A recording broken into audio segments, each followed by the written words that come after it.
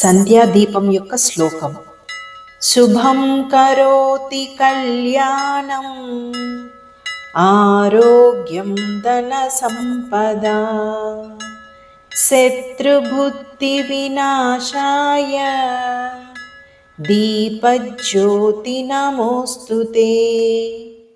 దీపం శుభాన్ని శ్రేయస్సును కలిగిస్తుంది, ఆరోగ్యాన్ని ధన సంపదలను ఇస్తుంది, శత్రుభావాలను నాశనం చేస్తుంది.